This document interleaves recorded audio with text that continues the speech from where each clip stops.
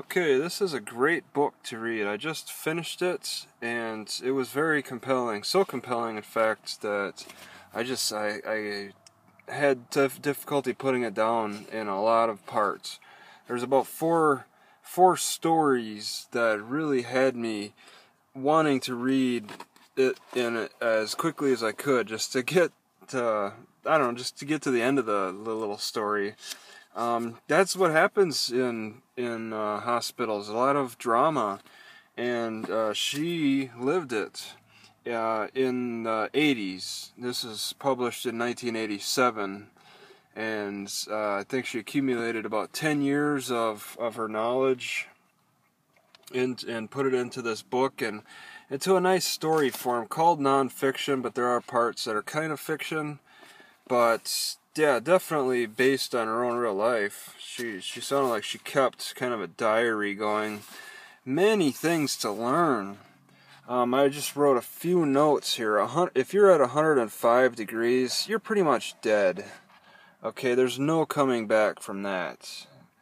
And she dealt with a lot of death. She was called the death angel, because she went for a month with all of her patients dying on her.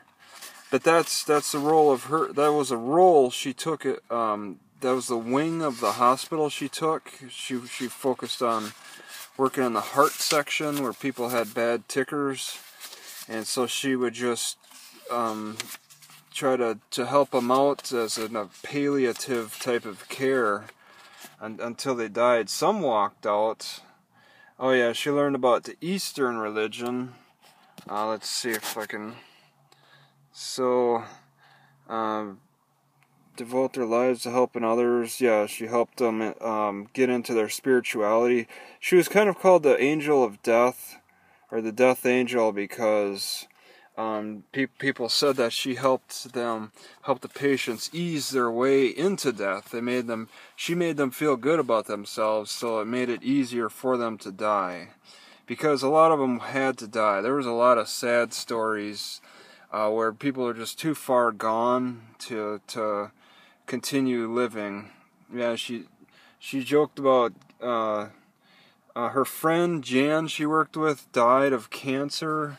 She was another nurse, and they joked about having a no-code tattooed to her chest, because Jan didn't want to come back. She had cancer and was really skinny and going through chemo, and she was rationalizing her death, saying, "Oh no, I don't have to do any more reports anymore," and all this. You just end it all. And then Jan didn't want to let down her family by living, when she was saying, hey, I'm gonna die here, and I only got a few weeks to live or something.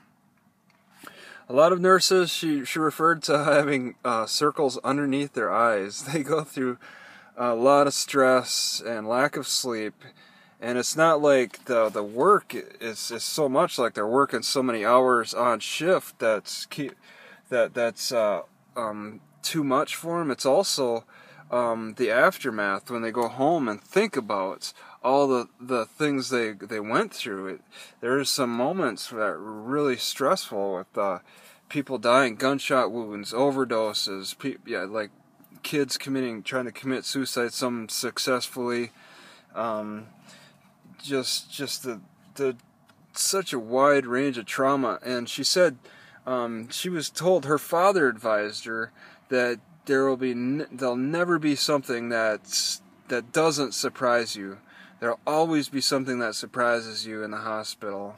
And like the rape victim, who some guy like harassed her in the park. He killed her dog, and he held a gun to her, and then marched her over to an isolated area and raped her.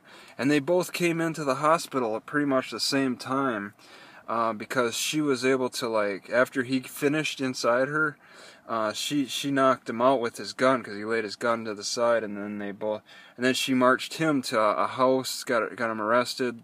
They both went to the hospital, And it was a strange meeting where they both left their rooms at the same time, and there was an altercation there. But yeah, there's a lot of great stuff in here for the time. It doesn't really seem dated either. It does, for technology. It doesn't really seem dated with the things they're doing. It sounds like stuff they're still continuing to do today.